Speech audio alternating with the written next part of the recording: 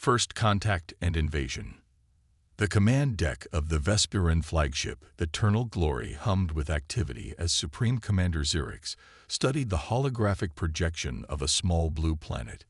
His scaled skin gleamed under the ambient lighting, four eyes narrowing as he considered the unassuming world before him. "Another primitive species to add to our collection," Xerix remarked, mandibles clicking with mild interest. "Intelligence Officer Telvac, your assessment." Officer Telvac, a slender Vesperan with pale green markings, stepped forward with a data tablet. "The planet is called Earth, Supreme Commander. The dominant species, humans, have achieved nuclear capability and rudimentary space travel, but nothing beyond their own moon. No faster-than-light technology, no planetary shields, no quantum weaponry. Primitive indeed." Xerix nodded, six-fingered hand dismissively waving through the hologram. "How many worlds does this make for the Vesperan Empire now?" "This would be our 3,000th conquest, Supreme Commander," Telvac replied with practiced efficiency. "However, I must note some irregularities in our scans." Xerix's crest flared slightly in annoyance. After 8 centuries of military service and hundreds of planetary conquests under his command, these briefings had become tedious. "Irregularities? Yes, Supreme Commander. These humans have progressed from basic flight to orbital satellites in less than a century. Their technological advancement curve is remarkably steep. Do they pose any threat to our vessels?" Xerix asked, already knowing the answer. "None whatsoever, Supreme Commander." "Then implement standard conquest protocol. I expect Earth to be pacified within 3 solar cycles." As the command was relayed throughout the fleet, Xerix turned his attention back to the hologram. Just another primitive world soon to fuel the ever-expanding Vesperan Empire.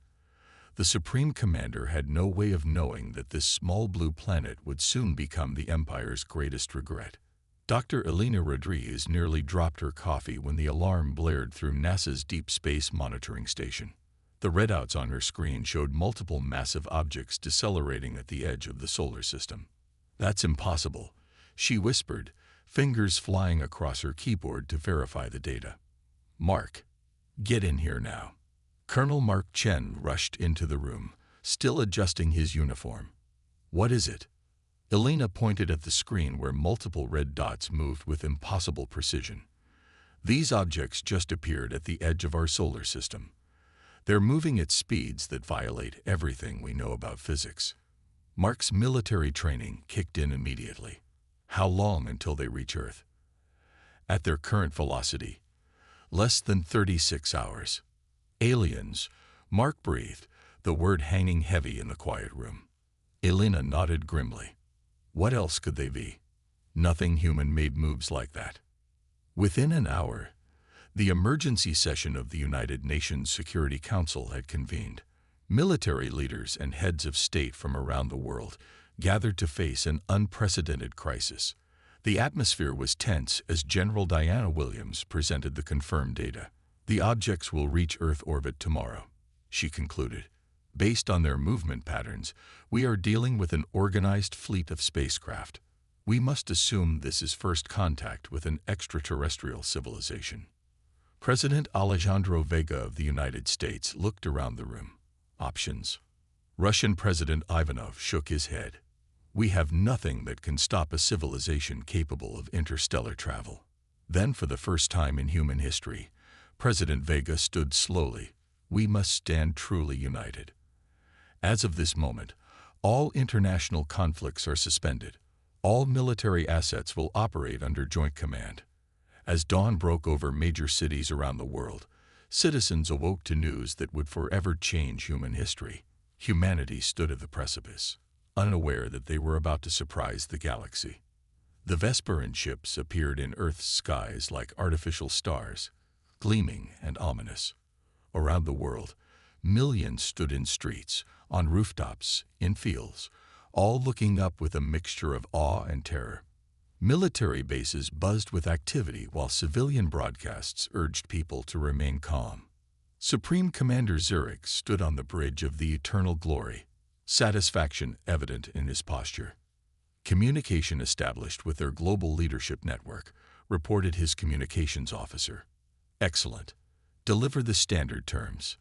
The scaled face of Supreme Commander Zurix appeared on screens worldwide, causing gasps among those seeing an alien for the first time. His voice boomed through translation software. People of Earth, your planet now belongs to the glorious Vesperan Empire. Surrender all military capabilities and prepare for integration. You have 12 hours to comply. Resistance is both futile and historically brief. The transmission cut off abruptly. In an underground bunker beneath Geneva, the Emergency World Council faced the first alien ultimatum in human history. We need time, General Williams insisted. Our analysis of their ship configurations is barely started. Then we buy time. President Vega decided. Open a channel. Minutes later, President Vega addressed Supreme Commander Zurix with carefully measured dignity. We request 48 hours to confer among our world leaders and prepare our people for this significant change. On his bridge, Zurix considered the request. These primitives seemed appropriately submissive, and 48 hours would make no difference to the outcome. Your request is granted, he replied with the magnanimity of a predator toying with prey. The Vesperan Empire is not unreasonable. As the communication ended, Zurix turned to his second-in-command. Begin scanning their military installations. When the time expires, we'll demonstrate our power by eliminating their largest weapons facilities. Captain Sofia Ortega had never imagined her first space mission would be potentially suicidal. Yet here she was, piloting a stealth craft directly toward the Vesperan fleet. The experimental vessel, equipped with carbon-absorbing materials and cutting-edge radar-dampening technology, represented humanity's desperate gamble. Approaching minimum safe distance, warned Lieutenant Raj Patel, her navigation officer. Hold course, Sophia ordered, her voice steady despite her racing heart. Active scans for 3 seconds on my mark. Mark. Their instruments hummed to life, gathering precious data on the alien vessels before quickly shutting down to avoid detection. Did we get enough? Sophia asked, already turning the craft back toward Earth. More than expected, answered Dr. Weizong, the team's physicist. His eyes widened as he analyzed the incoming data. Captain, their shield technology operates on a predictable frequency pattern. There's a vulnerability every 67 seconds when the harmonics realign. Sophia's expression hardened with determination. That's our window. As the 48-hour deadline approached its final minutes, the Vesperan fleet prepared weapon systems, confident in their overwhelming technological superiority. Supreme Commander Zurix stood ready to order the demonstration strikes. Target their largest military bases. Show them the price of defiance. Warning alarms suddenly blared across the bridge. Multiple launches detected from the planet's surface. His tactical officer shouted. Thousands of small projectiles on approach vectors. Engage shields, Zurix ordered calmly. These primitive missiles cannot harm us. But these weren't ordinary missiles. Earth scientists had worked frantically to develop projectiles that could exploit the shield vulnerability Captain Ortega's team had discovered. The first wave hit precisely when the Vesperan shield cycled, explosions blooming across the fleet. Impossible. Zurix staggered as his ship shuddered. How could they? A second wave struck, timed exactly 67 seconds after the first. 3 Vesperan vessels listed in orbit, their engines dark. Zurix stared at the viewscreen in disbelief. For the first time in his career, he felt something unfamiliar, doubt. On Earth, in command centers around the world, humans watched their coordinated counterattack with grim satisfaction. They had bloodied the nose of a galactic empire. The real fight was just beginning. The emergency beacon from Supreme Commander Zurix's damaged fleet reached the Vesperan imperial capital within hours. Emperor Krasvik's furious roar echoed through the Crystal Palace halls. Never in the Empire's 8,000-year history had an initial conquest force been repelled by a pre-FTL civilization. "Prepare my personal battle cruiser," the Emperor commanded, his massive form trembling with rage. High Counselor Vexmore, the oldest and most respected advisor to the throne, cautiously approached. "Perhaps, Your Magnificence, we should send Grand Admiral Zalthrak instead. His battle record is flawless." Emperor Krasvik considered this, 8 eyes blinking in sequence. "Very well. Send Zalthrak with the 7th Fleet. I want Earth broken, its people humbled, and its resources added to our empire within 30 days. 3 days later, a massive reinforcement fleet emerged near Jupiter. 200 warships, each dwarfing Zurich's vessels, took up positions throughout the solar system. At their center, the dreadnought Imperial Wrath carried Grand Admiral Zalthrak, the most decorated military leader in the Empire. Zalthrak, tall even for a Vesperan with battle scars across his exoskeleton, reviewed the initial conflict data with cold precision. "These humans detected a shield cycling pattern that our engineers have considered insignificant for centuries," he noted. "Interesting. Adjust all shield frequencies to random patterns immediately."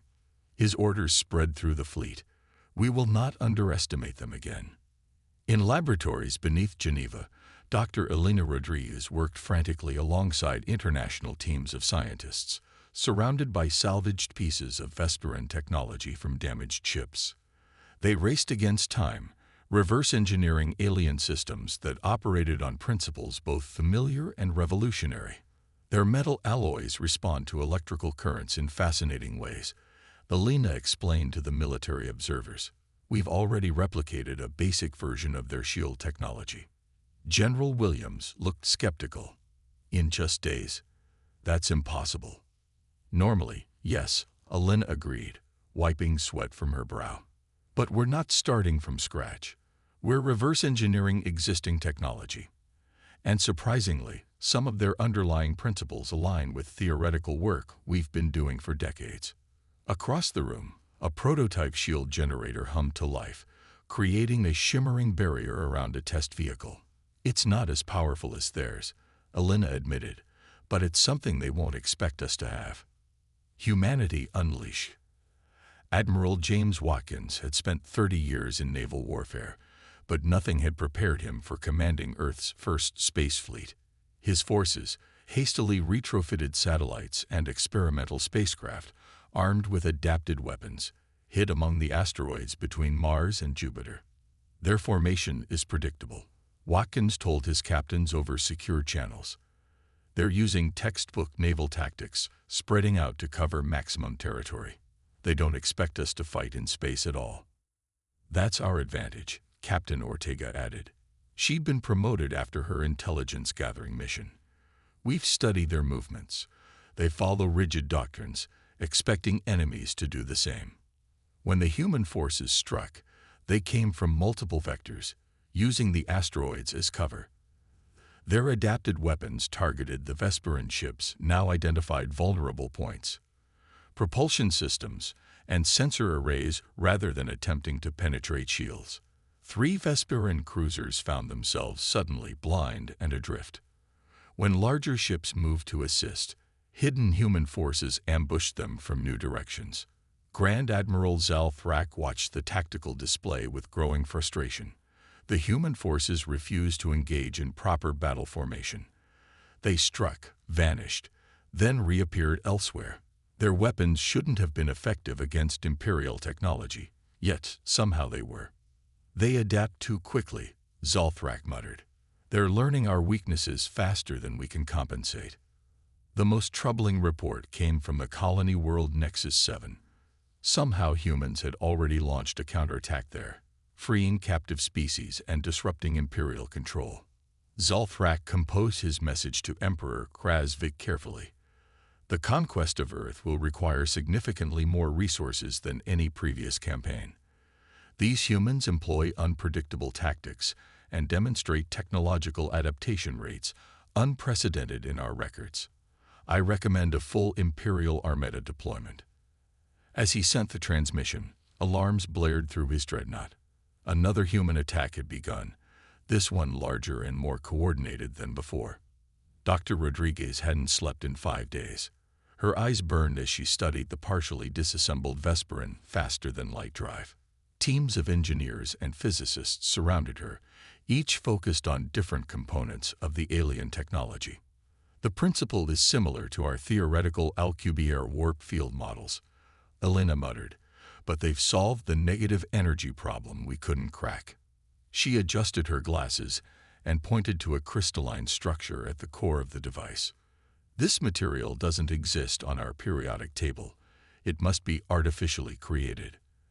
A young physicist looked up from her calculations. If we can synthesize it using the particle accelerator in CERN. Elena nodded. Exactly. We can't match their manufacturing capacity, but we don't need to. We just need to make enough for a few prototype drives. President Vega entered the facility, accompanied by military leaders from around the world. Please tell me you have good news, Doctor, Vega said, exhaustion evident in his voice. Elena straightened up.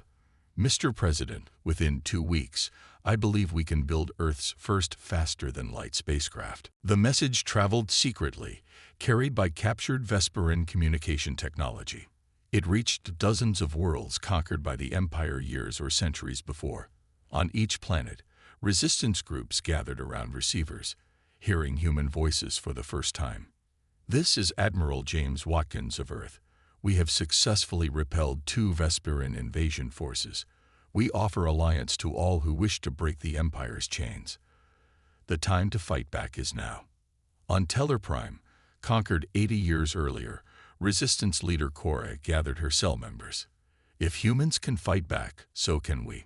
Similar scenes played out across the galaxy as long-dormant resistance movements awakened, inspired by humanity's defiance.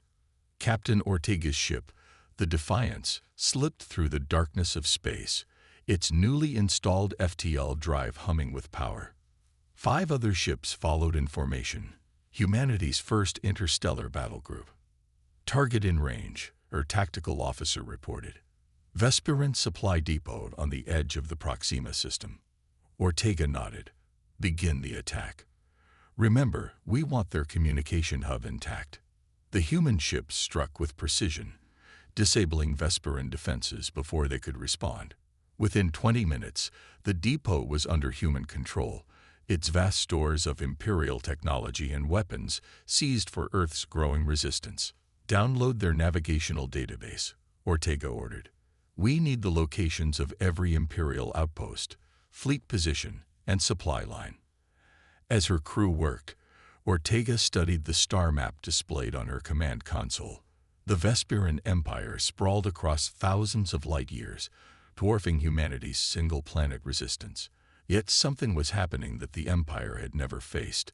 Their conquered worlds were beginning to rise up, inspired by Earth's example. Send word to Admiral Watkins, she said. The Galactic Liberation Alliance is no longer theoretical. Tell him we have 23 species ready to join our fight. Back on Earth, humanity prepared for the coming Imperial onslaught.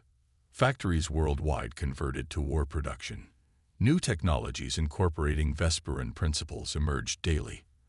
And in orbit, the first human-designed space battleships took shape, crewed by men and women ready to defend their world. The Empire had never faced an enemy like humanity, and the galaxy watched with growing hope.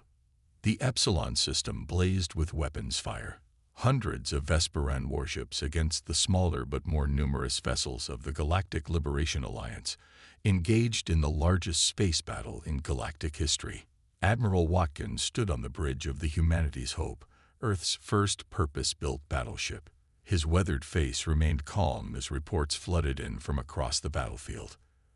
Allied forces have broken through Sector 7, his communications officer announced. The Tellerate resistance fighters are targeting the Imperial supply ships. Watkins nodded. And Grand Admiral Zolthrak's dreadnought, still holding position behind their main line. They're not committing their flagship to direct combat. Typical Imperial arrogance, Watkins said. Signal Captain Ortega.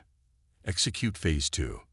Across the battlefield, Captain Ortega received the order aboard her stealth vessel, her team of 30 elite soldiers, humans, and aliens who had joined the alliance, prepared for the most daring mission of the war. Our window is narrow, Ortega briefed them one final time. While their forces are distracted by our main assault, we slip through their lines, board the Imperial Wrath, and capture Grand Admiral Zalthrak. A Tellarate resistance fighter raised his hand. The Admiral will be heavily guarded. Ortega smiled grimly. That's why we're bringing our new toys. She gestured to the weapons rack where the latest human innovation waited. Handheld devices that could temporarily disrupt Vesperan neural patterns, rendering them unconscious without permanent harm. Remember, we need Zalthrak alive. Grand Admiral Zalthrak watched the battle with growing concern. These humans fought unlike any species the Empire had encountered. They didn't follow predictable tactical doctrines. They adapted mid-battle, changing strategies when Imperial forces began to counter them. Their main fleet is falling back in sectors 3 through 6, his tactical officer reported. They appear to be retreating. Zalthrak narrowed his eyes. No, they're regrouping for another attack vector.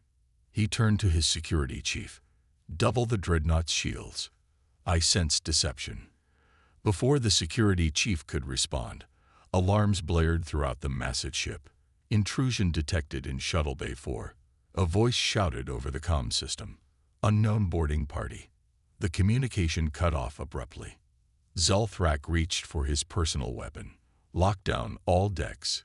Deploy all security teams tow. The bridge doors slid open. Captain Ortega stood there, flanked by her strike team, weapons raised. Grand Admiral Zalthrak, she said calmly, in the name of the Galactic Liberation Alliance, you are now our prisoner. On Earth, President Vega addressed the emergency session of the newly formed Interstellar Defense Council, comprised of representatives from Earth and newly liberated planets. The capture of Grand Admiral Zalthrak represents our first major strategic victory, he announced. More importantly, the data retrieved from his flagship has given us unprecedented insight into Imperial operations. Dr. Rodriguez stepped forward, looking older than her years after months of non-stop work. We've recovered the complete Imperial technical database, she said, her voice tired but triumphant. Their weapons designs, shield frequencies, FTL coordinates, everything. The alien representatives murmured in amazement. But more importantly, Elena continued, we've improved upon their designs. The Vesperans have grown complacent over centuries of unopposed rule. Their technology has stagnated. Human innovation combined with the unique perspectives of our allies has allowed us to develop weapons and defenses the Empire has never encountered. On the Imperial capital, Emperor Kraz Vik received the news of Zalthrak's capture with cold fury. Reports from across the Empire painted an increasingly grim picture. 7 core worlds had declared independence, inspired by Earth's resistance. Supply lines were being disrupted by growing insurgencies. How? He demanded of his remaining advisors, massive fists slamming down on his throne. How does one primitive planet challenge the might of our empire? High Counselor Vexmore stepped forward, his ancient form trembling slightly. Your Magnificence, I have studied these humans extensively since their first resistance. They possess something our empire has forgotten. What? The Emperor hissed. Adaptability. We have conquered for so long that we've become rigid, predictable. These humans evolved their tactics and technology with each engagement. They learned from their failures instead of denying them. And perhaps most dangerously, they've inspired hope where we ruled through fear. The Emperor rose from his throne, towering over his advisors. Then we will crush this hope. Prepare the Imperial Armada. I will lead the attack on Earth myself. The final battle for Earth's freedom began not with a bang, but with a calculated absence. When Emperor Kraz Vik arrived at the head of the Imperial Armada, 10,000 warships strong, he found Earth seemingly defenseless. No fleet awaited him. No weapons platforms orbited the planet. They've abandoned their homeworld. The Emperor questioned, suspicious of the empty space before him. Scans show their cities still populated. Your Magnificence, His sensor officer reported, but no military presence in orbit. A trap, the Emperor concluded. Hold position and... His words died as space itself seemed to ripple around the Imperial Armada. Hundreds of ships appeared from nowhere, led by the humanity's hope. They had been there all along, hidden by a technological breakthrough. Adaptive cloaking fields based on Vesperan stealth technology, but enhanced by human ingenuity. And they weren't alone. From the far side of the moon, the liberated fleets of 27 formerly subjugated species emerged, surrounding the Imperial Armada in a three-dimensional net. Admiral Watkins opened a channel to the Emperor's flagship, Emperor Krasvik. This is Admiral James Watkins of the Galactic Liberation Alliance. Your empire is falling. Your conquered worlds are rising up. Surrender now, and we offer terms. The Vesperan Empire does not surrender to primitives. The Emperor roared. We expected you might say that. Watkins replied calmly. Captain Ortega, you're clear to proceed. Throughout the Imperial Armada, pre-placed infiltration teams activated their devices. Ship after ship suddenly lost power as the humans deployed their newest weapon, a resonance cascade that specifically targeted Vesperan power systems, temporarily disabling them without destruction. On the Emperor's flagship, the lights flickered and died. When emergency power activated moments later, Captain Ortega stood on the bridge with Grand Admiral Zalthrak beside her. Your Magnificence, Zalthrak addressed his Emperor formally. I have learned much during my captivity. The humans have shown me that the empire we built through fear can never last. They offer something better, a galaxy where species cooperate rather than conquer. Traitor, the Emperor hissed. No, Ortega interjected. Visionary, the future doesn't belong to empires, Krasvik. It belongs to alliances. With the Imperial Armada disabled and the Emperor captured, the war ended not with the extinction of the Vesperans, but with the birth of something new. The Galactic Confederation formed from the ashes of the Empire. A coalition of equals where humans sat at the table alongside former conquerors and the conquered alike. Dr. Rodriguez, now leading the Confederation's scientific exchange, often reflected on how quickly everything had changed. In less than 2 years, we went from a single-planet species to helping reshape the galaxy, she told her multi-species research team. Not because we were stronger or more advanced, but because we refused to accept that something was impossible, simply because it had always been that way. Throughout the galaxy, a new saying spread among spacefaring civilizations. When the Empire dared to challenge humanity, the universe laughed. It was a reminder that strength comes not from dominance, but from innovation, adaptation, and the courage to stand against overwhelming odds. And on 1,000 worlds, children of all species learned the story of how a small blue planet changed everything.